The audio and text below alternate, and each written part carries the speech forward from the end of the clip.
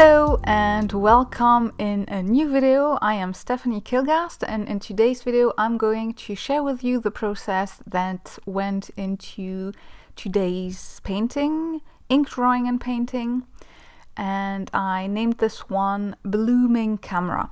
Now I started off by inking. So first off, I actually made the drawing in a separate sketchbook, and I really liked how it turned out, so I transferred the sketch onto some proper watercolor paper, and I'm always using 100% cotton and hot press, preferably hot press, so this is no exception. And then I took my dip pen and used my current favorite ink, which is Cheopsgrün by Rohrer and Klingner, which is a German brand, and I really like that green ink for some reason. It's not very practical, it's not as versatile as black, and I would say black is still, my preferred ink in general for artworks, but I really like that green ink. It's just, I don't know, there's a certain richness to it, and I think it works with my style and artwork, so that's why I really enjoy using it, and I try to implement that specific ink as much as I can in my artworks. And so yeah, I thought for this one it would be fitting because there's a lot of greenery, and I also had a very specific color scheme in mind for that one. I was going for a very warm rainbow. Yeah, and I thought this would work, and I mean, you will see at the end of the video and you can tell me if you like it or not, but I think it works. So yeah, just a lot of rambling about that ink, but I really like it. I do like colored inks in general. I think they're really interesting, and I want to use them more and more in my own work. But generally, I get them and then I don't really know how to use them. I'm just not really inspired by them. But for this ink, it's really different. So here I finished the full ink drawing. I also erased the traces of graphite from the carbon paper, and I am starting with the watercolor. Now it's a bit specific this time because I decided, or I often play around with colors in the evening when I don't really want to work anymore, but I still want to paint or play around with watercolors or paint in general. And I recently bought a new pigment, a new paint, which is Transparent Orange by Schmincke. Now, I mostly use Schmincke in my artworks. I actually only use Schmincke in my artworks these days, to be honest. And I've heard about that specific paint from, I think it was Denise Sodden, who has a channel here on YouTube as well.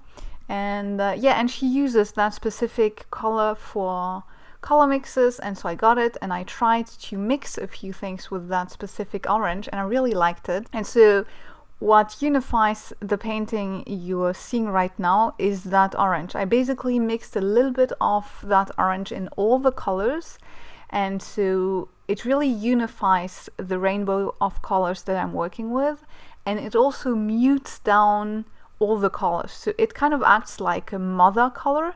Something that you would probably use ochre for those kinds of things, or Naples yellow, something like that. But I went with that specific transparent orange, and I really like the result. I think it looks really nice. So this is specific to this painting, and I was actually so inspired by it that in my sculpture, so I made a sculpture recently, finished it just last week. I actually went onto the same principle of mixing all the colors with orange, but that time I used cadmium orange. Now, why cadmium and not another one? Cadmium orange is very light fast. Now that transparent orange is light fastness is okay, but it's not cadmium, obviously. But in watercolors, I usually don't like to work with cadmiums in watercolors because they tend to be a little heavy and a little opaque.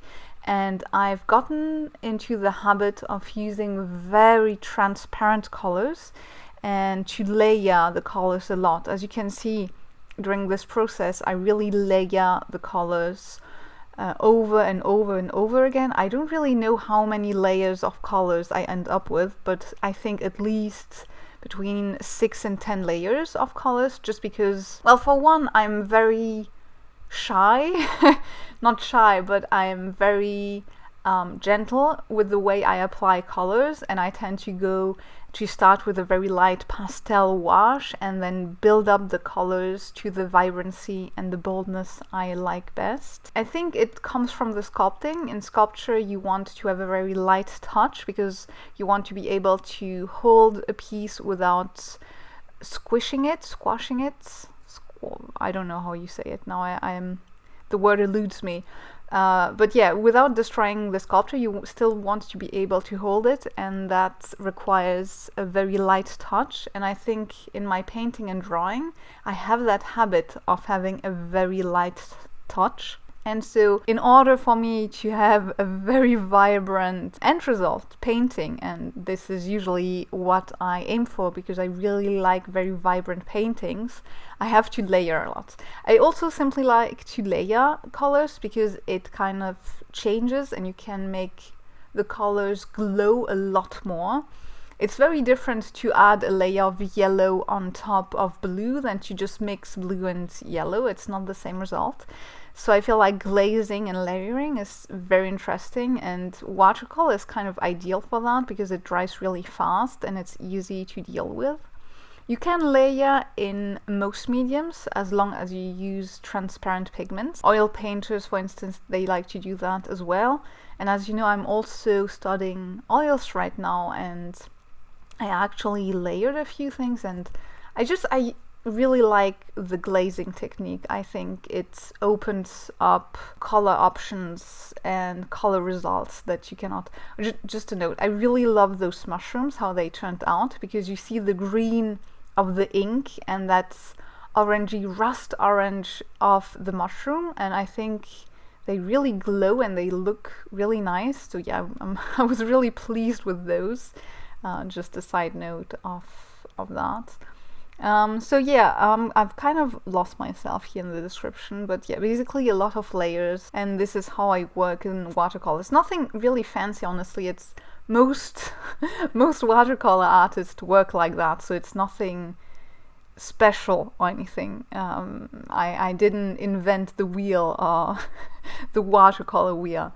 A lot of watercolor artists work in layers. It's just a medium that works well in layers. Now, the idea of this specific painting I got when I was in Berlin over Christmas. So I was at my mom's place, and I'm currently working on a lot of ideas in the sketchbooks for painting ideas and for another project that I'm not going to talk about yet. And so I'm just, playing around with ideas and objects to implement into drawings. And so I had the idea of using a camera and my hand and holding it, and my hand would transform into roots, basically what you're seeing here. And this specific camera is actually the camera from my mom. And so I had that idea at her place, or at my dad's place, actually. They're divorced. They've been divorced for they've separated when I was 3 years old, and they divorced when I was 8. So it's a long time ago. But funnily enough, they both live in Berlin by now. And so, which makes it kind of practical because I can go in just one city and then see both parents. So that's easy on me, and I really like Berlin, so that's nice too, added bonus. Anyway, so I had the idea at my dad's place, but he didn't have a very pretty camera, and I knew my mom had a really pretty camera, so I asked her, and then I made a bunch of pictures with my hand holding the camera for reference, obviously. And then yeah, I started sketching the idea out, and then when I arrived back at home, I started to that's the orange mixed with nickel azo yellow. It was not just the transparent orange, but yeah, mixed with that one because I wanted a glaze that was really vibrant to add onto the roots, which are kind of brownish right now. Anyway, so yeah, the idea came in Berlin, and and this is sort of the final result to that. So yeah, it ended up being quite nice and quite interesting. I did a lot of drawing up front. So as I said in the beginning of the video, I actually drew this one in a sketchbook. So it's a very basic A3 sketchbook. And I think this is something that I might use more before painting, to sketch onto something that isn't, you know, wow, that is very basic. So I don't destroy the paper, because there's a lot of usually there's a lot of erasing and going back and forth, and apparently erasers tend to destroy watercolor paper, and I mean that would be sad to do that. So yeah, I did work on that in that specific sketchbook, and then transferred it with carbon paper onto watercolor. And yeah, that's pretty much it.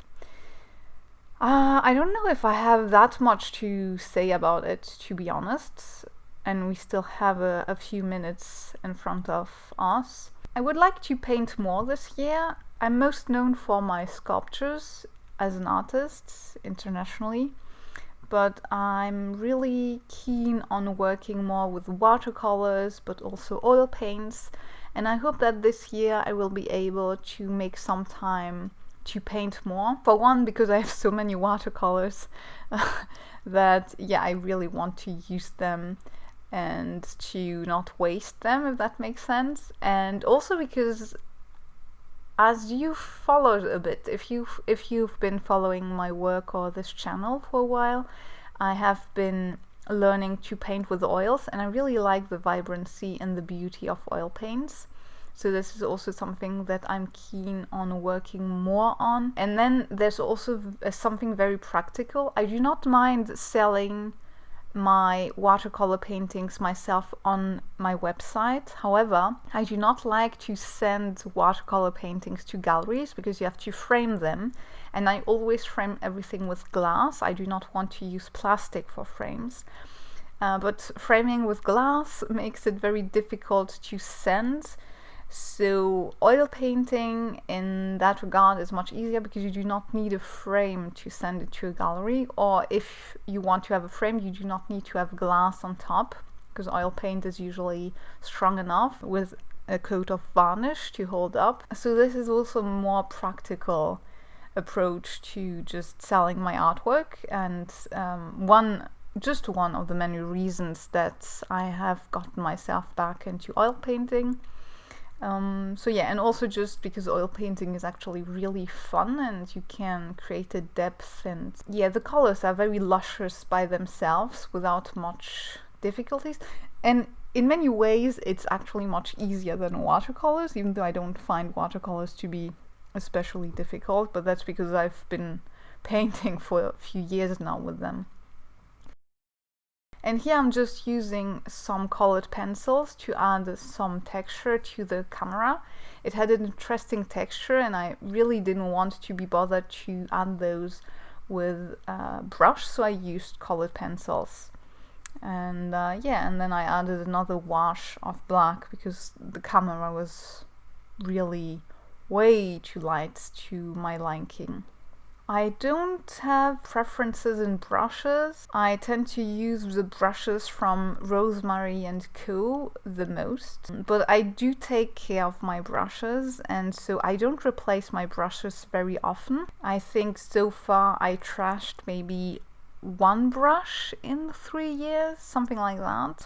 It's not a lot. Also, I'm not very strict about using synthetic or real hair brushes. I know some people are very adamant about using vegan brushes only, but vegan brushes usually are made with plastic, and I'm just not certain that plastic is better than fur, especially considering the quantity that goes in a brush, and I use mostly very small round brushes. Yeah, so I'm not very specific on brushes, but I realize I like the Rosemary & Co. brand, but there are many other brands I actually am trying right now. Not right now in the video, but right now in my life. The Winsor Newton 7 series, and I like it quite a lot. Anyway, we arrive at the end of this video. I really hope that you enjoyed it, that you find it insightful or interesting. If you watch until the end, please leave a camera emoji in the comment section so I know who stayed, because it's super encouraging. You have no idea when I see all these emojis. It really warms my heart up to see that some of you actually watch until the end and enjoy the content that I make. And yeah, it really makes me happy, the little emoji. And I wish you a lovely day and week, and I will see you in my next video. Bye!